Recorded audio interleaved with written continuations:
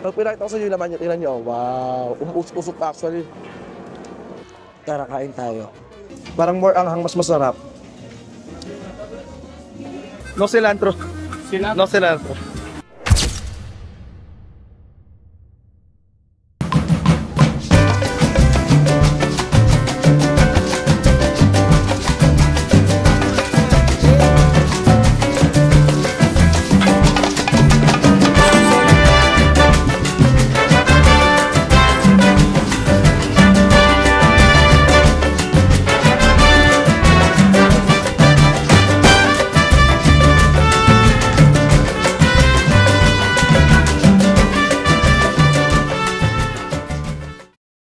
Hi, good morning ba? It's Francis Gandir. Welcome back to my channel.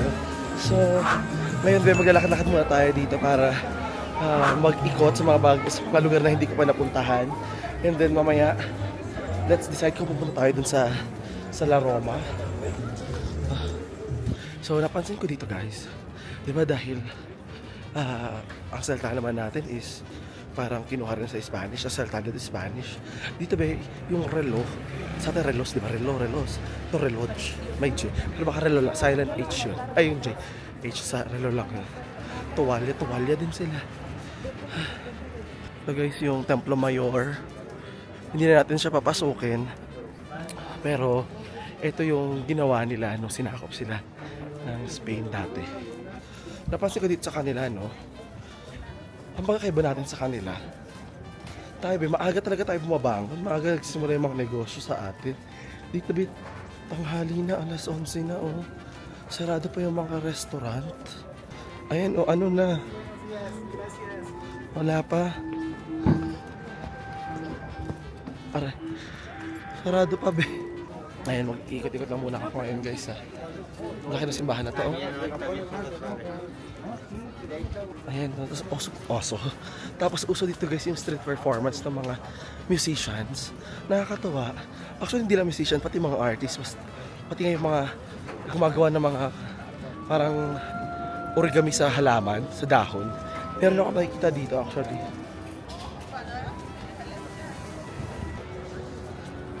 So pakiramdam ko ba, awin ako palayuin talaga ng pagkakataon.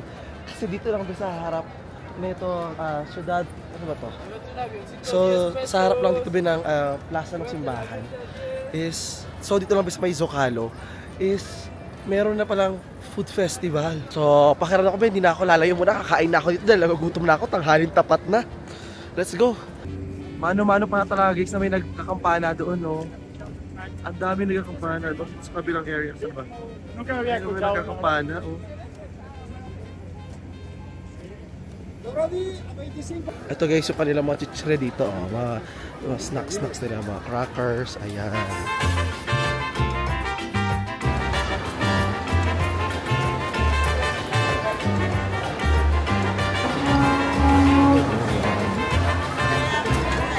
So ngayon guys, umorder naman ako dito na ng tlayudas. So magkakakita ako sa kanya, no? So, parang siyang taco, pero malaki lang siya na nasa malaking tortillang very crispy. Tapos nilagyan ng maraming fillings ng karne, ng gulay, tapos may mga pampalasa na rin sila. Tikman natin na lang mamaya. It's my first time to tikman it. It's my first time na matry ito, be. Nasa shy type ako dito, guys. Pero gusto ko dito yung feeling, yung habang nakapo ako, nagluluto sila sa harap ko, yung parang ang shala.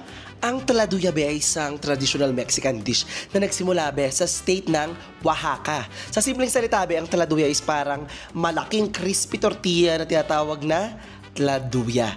Punong-puno ito be ng iba't ibang toppings. Karaniwan, ang ginagamit nila is mga refried beans na nagbibigay ng creamy texture at masarap na base. Sa ibabaw naman nito be, meron tayong makikita na iba't ibang uri ng karne or carnitas or grilled beef. Pagkatapos naman be ng beans at karne, dinadagdagan ito nila ng fresh ingredients tulad ng shredded lettuce, diced tomato, at crumbled cheese gaya ng queso fresco para dagdag flavor. Dinadagdagan din nila ito ng sour cream at salsa. At with all that, nagbibigay ito be ng kakaibang texture sa bawat kagat. Sa English be, siguro pwede natin itong tawaging crunchy flatbread. Ito be is kadalasang hinahain as main dish o kaya naman snack Depende na sa laki at sa dami ng toppings. Grabe, from here, be, nakikita ko lang paano nila i-prepare yung pagkain. Natatakam ako, grabe. Promise, nagdago pa yung bango. So, dito sa area na to, be, ang dami ng mga wak sa Kenya ng mga pagkain. Parang karamihan dito, puro wak sa Kenya. Kaya naman, be, sa susunod na video, pupunta ako ng Owaka. Sabi ko sa jowa ko,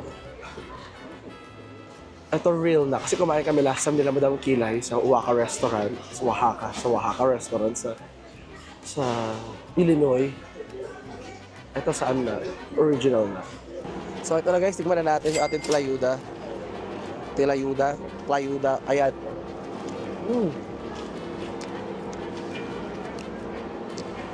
Fairness, masarap nga siya guys. Yung na-imagine ko sa kanya, thin crust na pizza. So, pinag-ganun lang.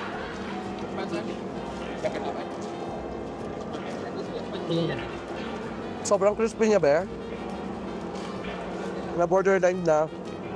Matigas yung tortilla niya. Pag pinakita ko sa inyo naman yung tinan niyo, wow. Usok actually. Marami siyang meat, may tomato, may avocado. Sarap.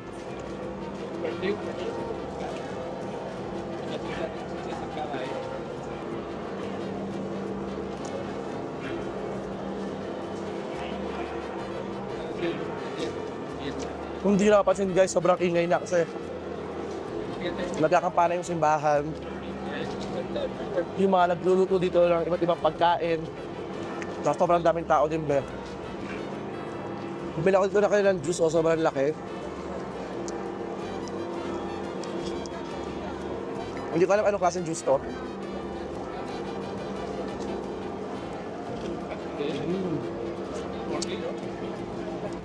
Actually, kahit ito lang guys, mabubusog ka na. Yung iba guys, kinakain nila to with dahon. So meron itong dahon lang. Kinakain lang nila.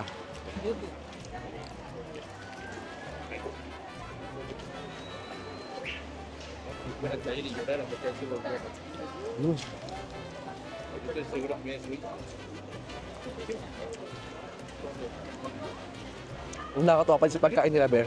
Kumain din talaga sila. Ang hirap naman kasi nito, be. Tinidor at tano, di ba? Wala na para kaubusin, guys. Ang laki.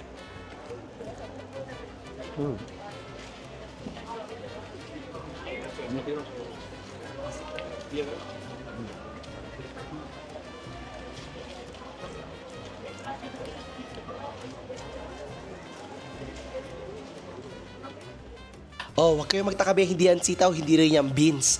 Hiniwa yan, be, na cactus. At oo, be, natikman ko na yan sa nakaraang video. Ayan yung kinain ko sa tacos. Na-realize ko na lang afterwards. Parang puro sili ata ito, kinuha ko. At ganito sa kanila, guys, para totoo ang kanilang honey, meron talaga sila patunay na baong tutubi. So bago ako bumalik guys ng hostel, bumili muna ako ito ng pagkain. Ito, tingnan natin.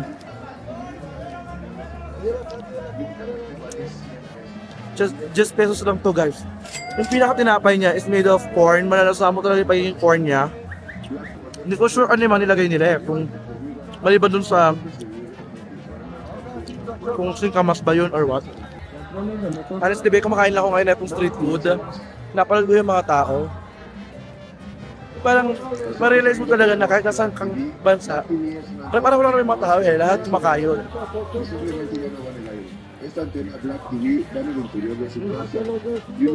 Ito naman, be, ang natitirang bahagi ng Templo Mayor dito, be, sa Zocalo o pangunahing plaza ng Mexico City. Ito, be, ay isang malaking templo, be, ng mga Aztec o yung pre-colonial tribe na nakatira sa Mexico bago pa sila masakop ng mga Espanyol. Kung natatandaan nyo, be, dito ginawa malapit yung cleansing sa akin dahil dito rin, be, ginagawa yung mga ritual para sa mga Diyos nila. Bueno, mira, morena, morena linda. Una this. Set. See.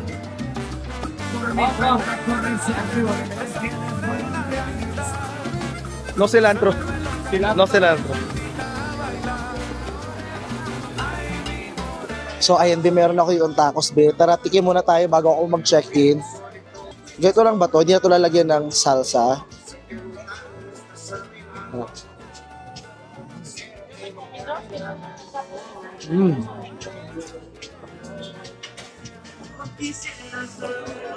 In fairness, guys, masarap.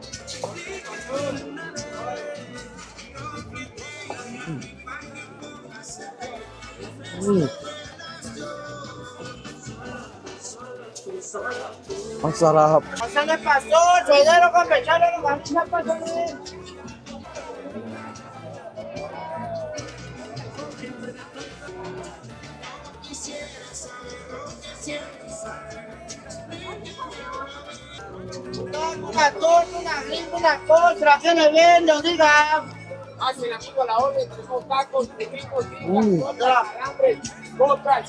Muna longganisa.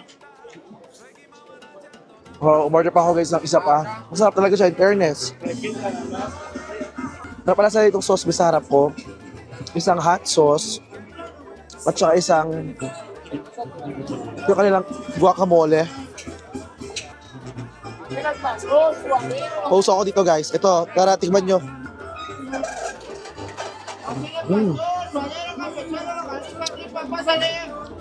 Nilagyan niya ng pineapple guys. Sarap.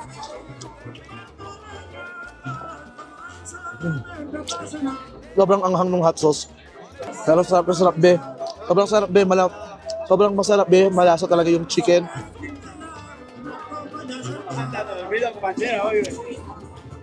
Hindi prato chicken. Step ka na. So guys, ito na yung binili ko kanina sa labas na flautas. Pollo na flautas. So dahil masarap siya na para lang naman siyang lumpia, inilaban ko na. Tara, kain tayo.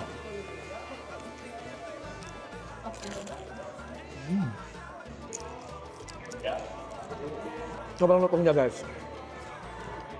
Pero tinipid ng laman.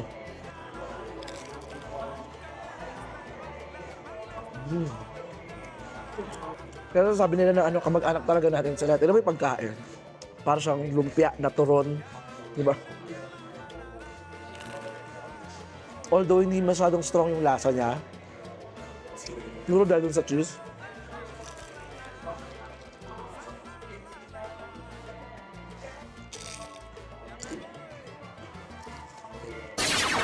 So ayun guys, umorder na ako ng pagkain dito. Ito na naman tayo sa ating taco.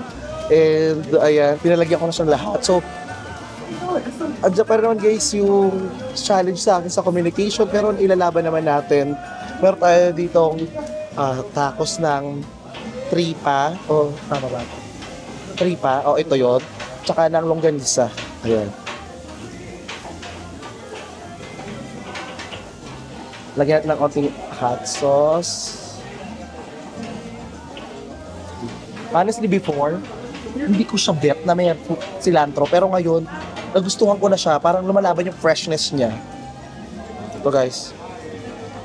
I just have to take picture muna. Sobrang ganyan tignan.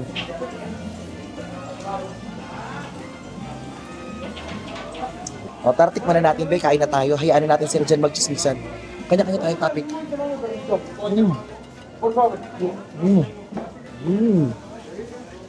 Sarap.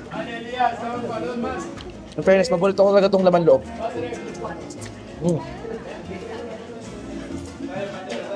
Parang more anghang, mas masarap. Lagyan ng konting guacamole. Fairness, masarap. Tayo guys. Ito kinakain akong area, be. Kainan talaga ito ng maraming tao, kaya sobrang daming tao. Hindi mo na sobrahan naman ngayon ng anghang.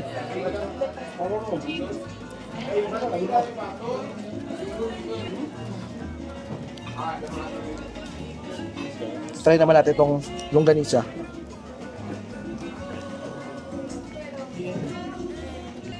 Napapasibot na ako sa sipon dahil mahang na siya. Fairness, sobrang sarap niya. Hindi ko siya ma-describe kung anong kalasa niya sa pagkain natin, pero ang sarap. Nag-decide ako kung pumasok sana sa fast food. Pero na-realize ko, dito na lang kasi mas mura. tsaka mas masarap. And ang cravings ko talaga today, gusto ko yung street food. So tara, kain tayo.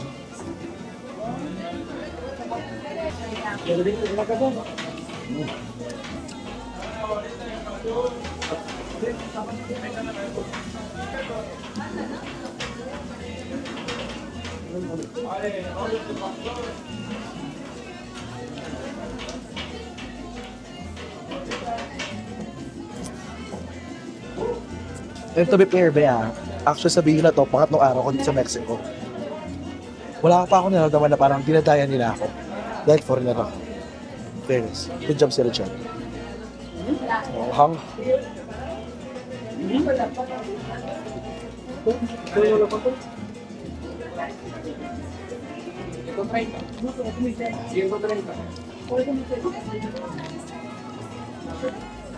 Ay, goodbye na muna ako, guys. At kung umabot ka, be, sa part ng video na ito, shoutout muna, be, sa ating mga channel members. Thank you so much kina Tita Georgian Seni, Serenity Yo, Angeli, Sevi Mars, Joan Castro, Joby's Vlog, Bibi Renato Briones, Christina Wilson, Tita Gayi, Camille Vlogs, Iris Rayanang, Dale Naguit, Edna Austria, Miss Jessie Property, Chari Katibog, Pearl Carbonel, Shali May Tabirara, Ethel Mendoza, Marshan Abisamis, Orlando Tanso, Mary Cruz Abiton, Nor OFW Vlogs Esmael, Jairen Makahilas, Erlin Rambuyong, Ruanda Zamora, and Anywhere, Wow Japan Tour, and Povadora Jr. Albert. Kung gusto mo rin ma-shoutout sa ating susunod na mga video, kung gusto mo rin ma-shoutout at makanood ng mga exclusive content at ang marami pang special perks, mag-join ka lang sa aking channel membership. Makakatulong ka pa ba sa ating channel? So join na! At para naman sa ating comment of the day, nandito si Ellie_thegale5397. Sabi niya, thank you for the beautiful message in the vlog. I was so amazed there in Mexico too and had a self-realization na although I'm not a vlogger or a full-time traveler, I realized na life has so much more to offer and so many places to see pa. Your vlogs has really helped me feel that there's still hope to dream and travel. Thank you so much and can wait for your next episode. Kung gusto mo rin ma-shoutout, comment down below and malay mo ma-shoutout sa next video.